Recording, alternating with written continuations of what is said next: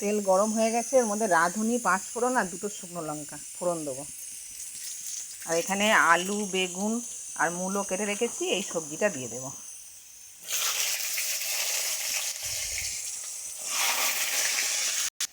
সবজিটা ভাজা হয়ে গেছে, এবার এর মধ্যে মশলা দেবো। লঙ্কা, হলুদ, জিরে, ধনে, আদা, রসুন, আদা না, আদা,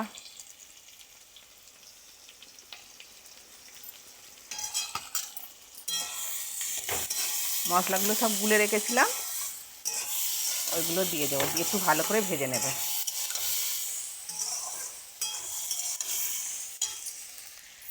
মশলাটা ভালো করে ভাজা হয়ে গেছে, এর মধ্যে এই যে ফুলকপির ডাঁটা কেটে নুন দিয়ে সিদ্ধ করে রেখেছিলাম, ওইটা দেব,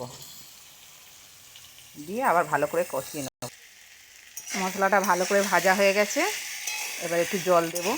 বন্ধুরা, আমরা নতুন বলে পাশে থাকছেন না, রোজ যা রান্না হয় আপনাদের একটু দেখাই। চ্যানেলটাকে সাবস্ক্রাইব করে একটু পাশে থাকবেন, একটু কমেন্ট করবেন। আপনারা পাশে না থাকলে আমাদের কে দেখবে বলুন? আপনারা একটু পাশে থাকবেন। জল দিয়ে দেবো, দিয়ে চাপা দেব। আমাদের তরকারি হয়ে এসছে, এর মধ্যে একটু চিনি দেব।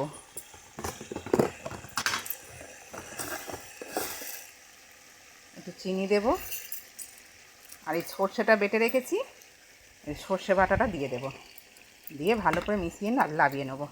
বন্ধুরা, কেমন হয়েছে কমেন্ট করে জানাবেন, চ্যানেলটাকে সাবস্ক্রাইব করে দেবেন, আর যদি বলার কিছু ভুল থাকে ক্ষমা করে দেবেন।